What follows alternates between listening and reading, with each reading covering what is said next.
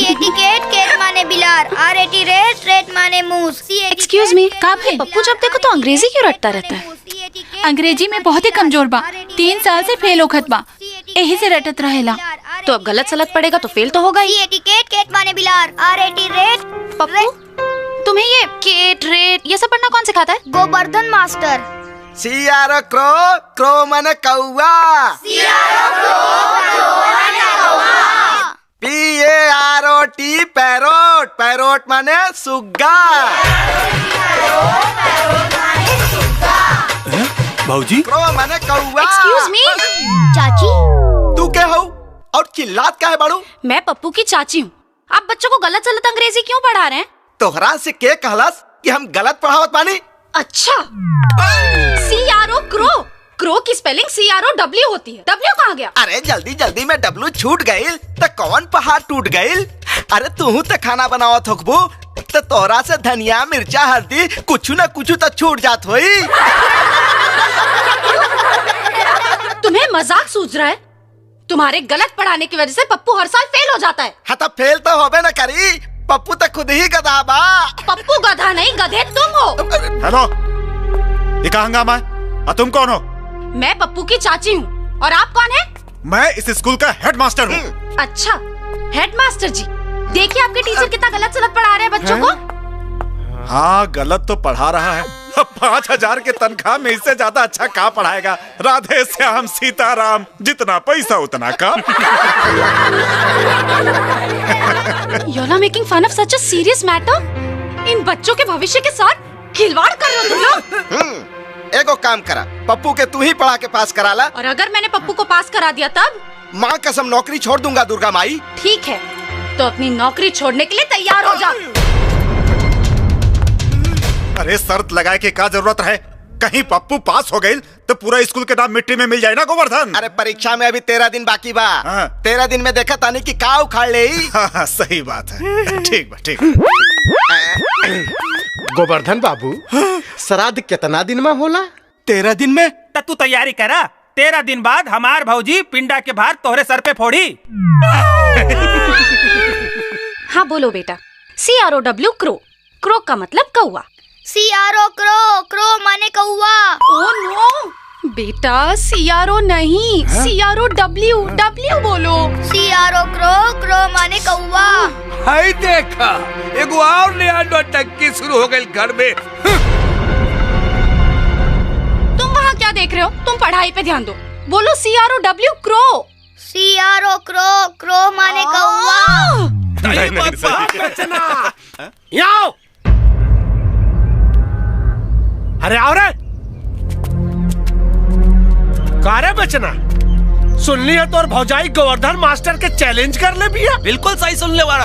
पपुआ के पास होते ही गोवर्धन मास्टर के नौकरी गई। अच्छा, और कहीं पपुआ फेल हो गई तो का तोर भौजाई यार निरहुआ के छोड़ के गोवर्धन मास्टर के लगे चल जाई कार है। जवान संभाल के, भौजी का अगर कुछ कहले तो जवान काट ले। ये देखा बड़ा गर्माता रे, लागा था भौजैया देवरों के जवानी का रस चखा दे ले पिया। ये देखा मोटा को फड़फड़ाता रे। जेठ वाले ना, घबरो मत सारे, साल में 1 महीना जेठ का भी होला।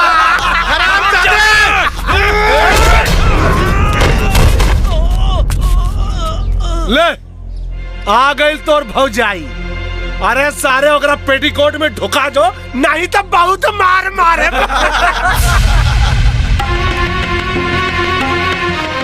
लातों के भूत बातों से नहीं मानते। उस दिन तू ही था ना जिसने मुझे आइटम बोला था? करेक्ट। काहे कि तू देखे में कोनो सती सावित्री ना, चतुर्भुज स्थान के टॉप के माल लगाइलू। अब की बार सिर्फ थप्पड़ मारा है, अगली बार जरूरत पड़ी तो चप्पल उतार कर मारूंगी। तोरा के पता नहीं खे केकरा के थप्पड़ मर ले हा? न बाप के पता न जात के, बहुरिया बन के गांव में आग लगावता रे। अब हम बताई तोरा के गांव और गांव के रिवाज। हाथ कैसे लगोले? हाथ कैसे लगोले? साला हाथ कैसे लगोले? हाथ कैसे लगोले? बोल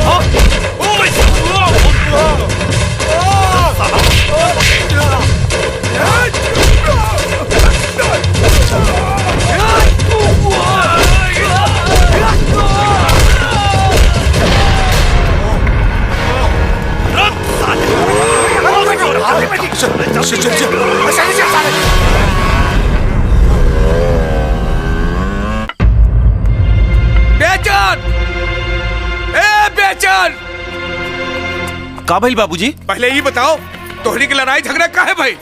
भाऊजी के भला बुरा कही तक क्यों चुप रही का? अरे तक तुहार भौजी दूध के धोयल बानी का? जब से ही घर में आइल बा रोज कोई ना कोई नया बखेरा खड़ा हो जात बा। पपुआ के पढ़ा लिखा के बलिस्टर बना दियन, बड़का मास्टराइन आइल बानी। कहा बारे कर बोल चली नहीं स्कूल खोले, ये घर है स्कूल ना। आज से ये पढ़ाई लिखाई तुहार पर ना बंद हुई पढ़ाई लिखाई। काहे बंद हुई पढ़ाई लिखाई? का चाहता नहीं आप कि पपुआ अनपढ़ रह जाए?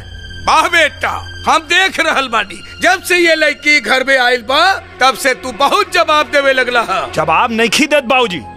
अगर गलत करी ना तो सबसे पहले एकर विरोध हम करब, लेकिन अगर सही करी तो एकर साथ देवे से भी पीछे ना हटब। अरे तो देर काहे कैले बड़ा? सुबेरे साहब एकर पैर छुअल करा। अरे तो का हो जाई पैर छू लेब त? हाँ का हो जाई? ला छू लेनी पैर।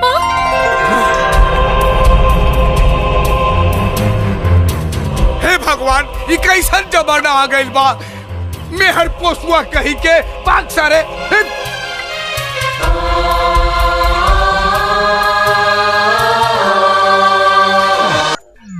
बताओ इसे क्या कहते हैं? भंटा। घंटा?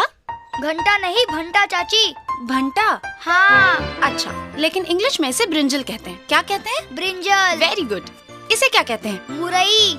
ओह गॉड। इसे क्या कहते हैं? चाउर। चावर इसे भोजपुरी में कहते हैं बेटा, इंग्लिश में क्या कहते हैं? भोजपुरी में के चावर ना चाउर कहल जाला। चावर? चाउर। चाउर? करेक्ट। एक सेकंड, मैं तुम्हें इंग्लिश सिखा रही हूँ, तुम मुझे भोजपुरी सिखा रहे हो। इसे क्या कहते हैं? गहूं। What's this? Nose. What's this? Cheek. What's this? Chin. What's this? Head. No. Say forehead. Forehead. अरे पपुआ, अरे अरे अरे चाची, हम क्लास में पहला नंबर से पास हो गई नहीं। अरे का भाई, पप्पू पास हो गया। पप्पू पास हो गई? हाँ भैया, पप्पू पास हो गई। बबलू भैया हमके बचा ला। का भाई? पूरा गांव वाला हमके मारल चाहता रहे, अब तू ही हमके बचा सकेला। टेंशन मत ले, कुछ ना होई। सही जगह आइल बाड़े। रुका लो। अरे का हल्ला मचौला बाड़ा लो। बबलू, आज साबित हो गइल बा ई जे मास्टर है गांव के लइकन के भविष्य खराब करता। आज हमनी के करना सुन और आज तू बीच में बोलबा तो ठीक ना होई बबलू। का रे? जब पढ़ावे ना आवेला मास्टर कैसे बन गई ले रे?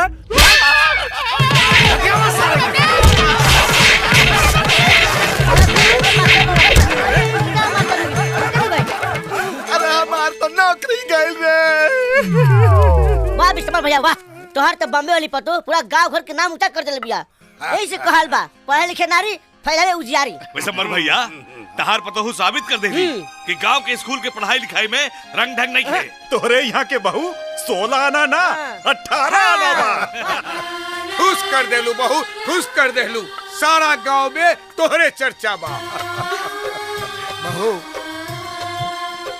तोहरा ब्याहे में तो हम कुछ ना दे पाऊनी, तोहरे खातिर मांग टेका लियल बनी, ले ला। अरे इसकी क्या जरूरत? अरे ले ला। हाँ, अरे का कहल जाला? टैलेंटवा। हाँ बहू, आप तोहरा के बाहर टैलेंटवा खातिर ना जाए के पड़ी।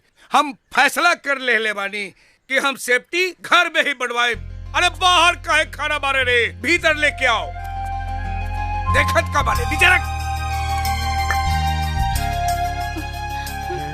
बहू, तू सहरिया बारू ना, अक्सरे पर बैठा तो यही से हम अंग्रेजी लियाल बानी। ठीक बा ना? इट्स ओके। अरे ओके ओके छोड़ा, तनी बैठ के दिखावा। अब ससुर के सामने पतो बैठी। हाँ बात तो ये ठीक है बा, तो तू बैठ सकलू ना, बैठा। हम काहे बैठी, रुआ बैठ के देखी ना।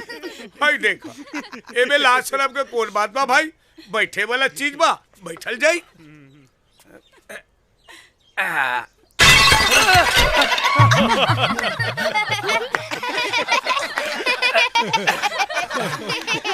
लागत सरवा नकली माल दे ले बा।